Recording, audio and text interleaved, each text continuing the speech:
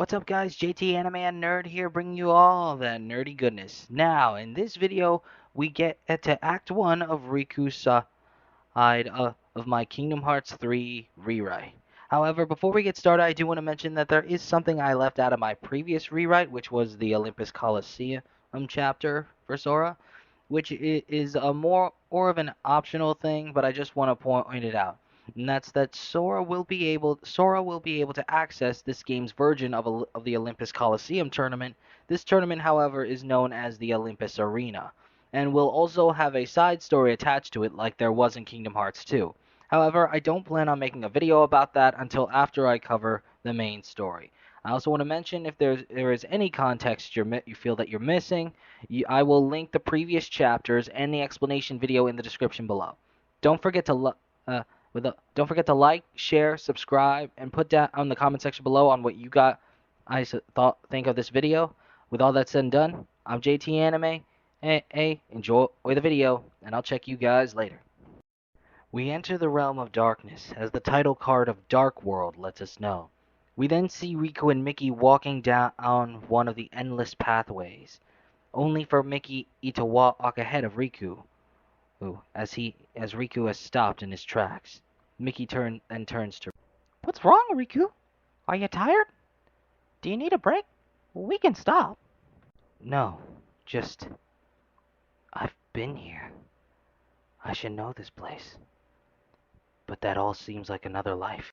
Mickey then walks up to Riku. Well, gee, think of all you've seen. All the feelings you felt. Why, you've done years of growing in almost no time at all. I remember my first time here. I was so scared. Riku looks down at his right hand. But now, my doubts and fears are gone. If anything, I feel exhilarated. And it's not because there's darkness in me. I know too well what that rush is like. This is different. And it's not adrenaline either. I know Aqua needs us. But I'm ready. I'm in control now. Maybe it's because you're with me this time. Mickey nods his head in refusal. It's not me. I think it's because you finally found inside you that special strength to protect what matters. What? Sometimes you care so much for somebody that other feelings disappear. And then there's no room for fear or doubt. Riku then looks down at his right hand again. Is that it? Riku then has a flashback of when Terra initiated the Keyblade inheritance ceremony with Riku when he was a little kid. Strength to protect what matters. It reminds me of a promise I made. To who? Just someone I once met. Can't tell. Sounds like a good memory. Yeah. While we're reminiscing, Mickey, does any of this look familiar? Sort of. But the realm of darkness has changed since I was here with Aqua. Riku looks around. Yeah, it's different from what I remember. Usually I just follow my heart, and Aqua would show me the way.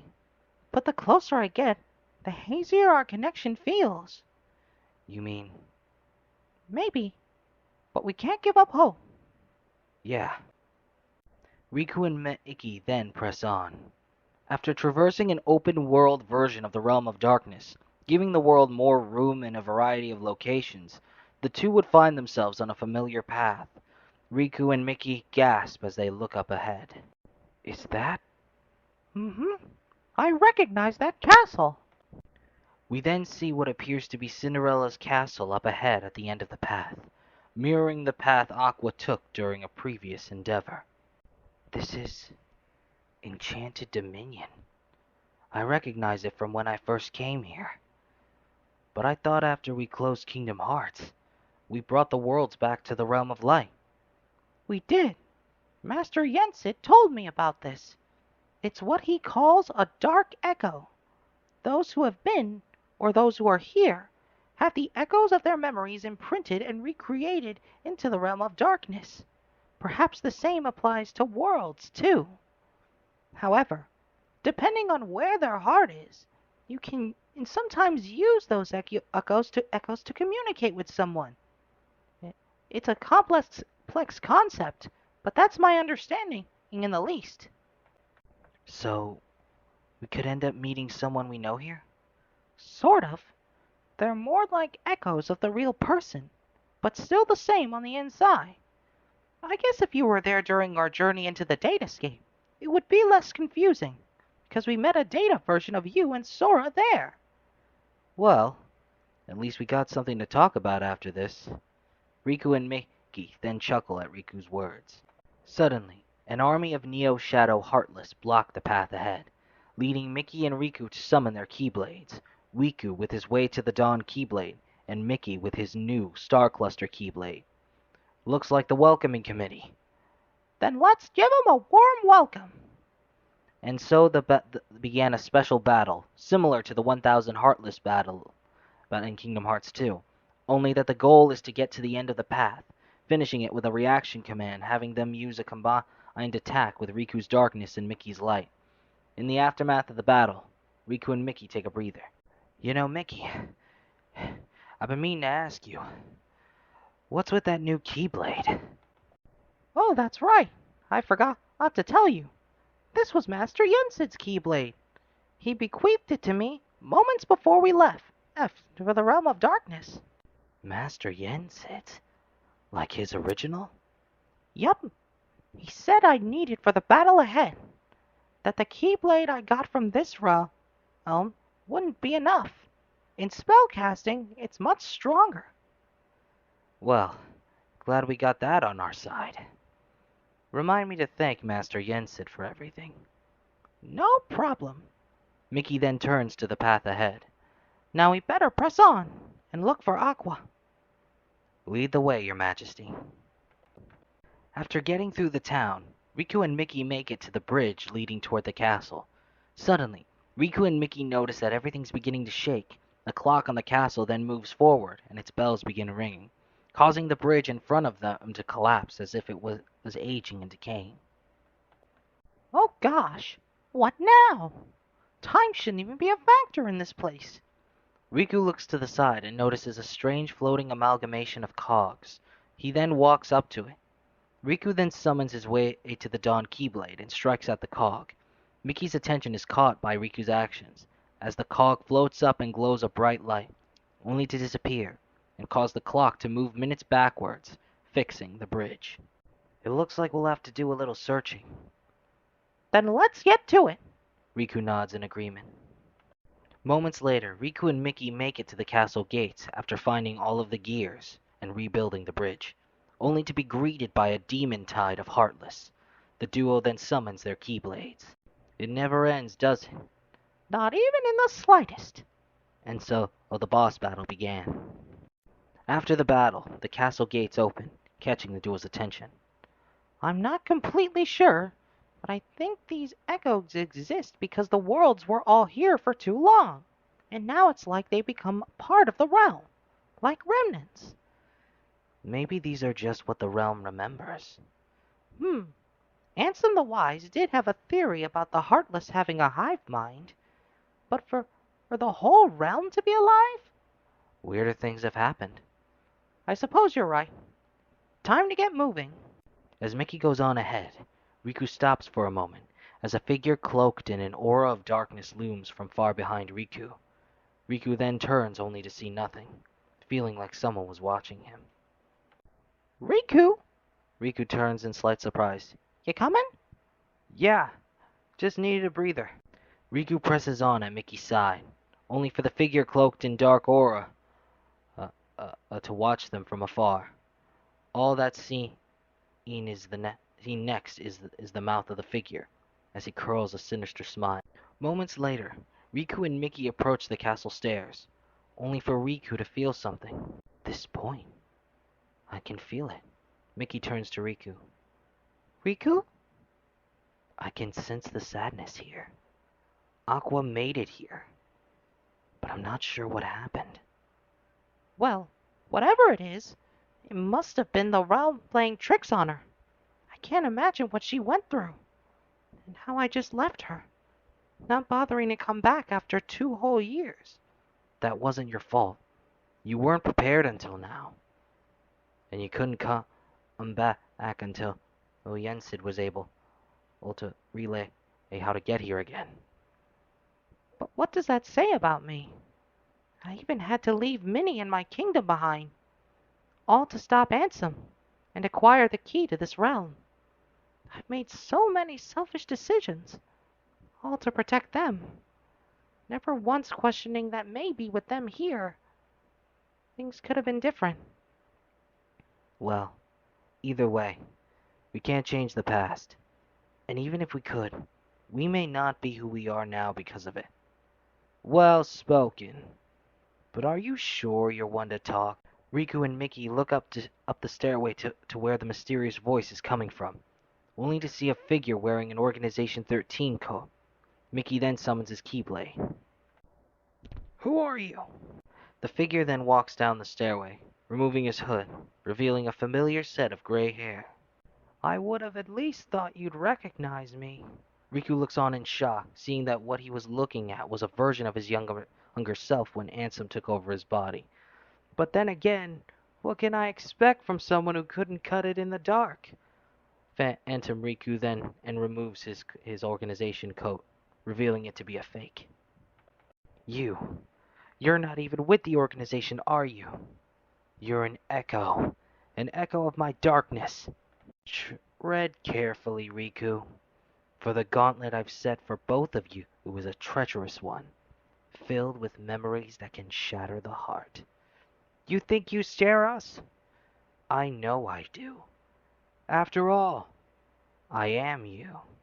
Phantom Riku then leaves through a corridor of darkness, leaving Riku to once again face his past. Riku? I admit, there's much I need to face, but at least this time, I won't let the darkness hold me back. My darkness is mine to wield, to protect what matters. Mickey smiles at Riku. Well said, Riku. Mickey then looks ahead. Now let's keep going. Riku looks on ahead with determination in his eyes. Right. Moments later, Mickey and Riku would arrive in the echo of the dwarf woodlands, only to notice an echo of the magic mirror at the left of the dwarf house's land. As Mickey looks around, Riku checks the magic mirror floating on the side, but as he touches it, nothing happens. Riku turns away from the mirror for a moment. Meanwhile, the image of his reflection transforms into that of the Riku lookalike. I guess we'll have to find another path. Suddenly, the Riku lookalike grabs Riku from behind through the mirror and begins to pull him into the magic mirror. Riku reaches out his hand in hopes for Mickey to reach it. Mickey! Mickey turns to find Riku in danger, leading him to run to his rescue. Riku! Mickey reaches out his hand to catch Riku's, but misses, only inches away from grabbing his hand. Riku is then pulled into the mirror, as Mickey can only watch helplessly through the other side. Riku yells as he gets pulled to wherever the mirror is taking him. Seconds later, Riku arrives in what appears to be the evil queen's castle, or at least its echo. As Riku walks ahead, multiple magic mirrors surround him, shuffling themselves and then placing themselves back on three separate mantles. Looks like I'd be following Aqua's footsteps. Riku then gets the urge to walk back to the mirror he came from, then noticing something wrong with the mirror. No reflection? Riku then turns to the path ahead. There's gotta be a clue here. Somewhere. Moments after traversing the area through the mirrors, Riku arrives in what appears to be an empty world, with nothing but another mirror on the other side of it. Riku approaches the mirror but keeps his distance, seeing his reflection. Riku then crosses his arms in annoyance. Not like I'd ever fall for that again. Riku's reflection then begins to laugh hysterically. Oh man, even I know you're not that ignorant.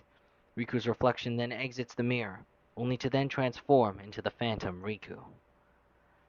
I think I get it now. You're not just some echo. You must be the realm of darkness itself, the hive mind that Ansem theorized. I suppose you could put it like that. I consider myself more as the caretaker of this world. And to think, I thought Aqua's heart was enveloped by darkness. Huh? Where is she? What do you know about her? I put her through the same ordeal, same as you. Her power was also a reflection of her darkness, and now I found an even greater power. Tell me, you may have been able to run from the past. Phantom Riku then begins to radiate dark aura, beginning to transform into Riku's older form from when he wore a blindfold. But do you think the past is done with you? Phantom Riku stands tall as Riku looks in surprise at his own phantom. Your eyes can't lie. Riku begins to show an expression of worry and slight anger toward Phantom Riku. Imagine all the people you hurt. Naminé becoming Ansem's slave, robbing Roxas of 2 lives. You even accuse your best friend of abandoning you in Kairi. Riku clenches his teeth as he summons his way to the Dawn Keyblade. Riku then closes his eyes. I can't change the past. Riku then opens his eyes, with determination behind them, as Phantom Riku then summons a phantom replica of the Oblivion Keyblade. But I can face it! A boss battle between Riku and Phantom Riku begins, and is similar to the one where Aqua fought her Phantom in 0.2. The boss battle ends in a reaction command that would have Riku unleash the full power of his Keyblade and form a large blade of light from it. Meanwhile, Phantom Riku would form a large blade of darkness from his Phantom Keyblade, similar to the one Dark Riku wielded in Chain of Memories during his Dark Maelstrom attack. The two would clash Keyblades until Riku pushed through and defeats Phantom Riku with one last slash, an attack similar to the Zantetsuken technique. After the battle, Phantom Riku begins to fade away. It doesn't matter.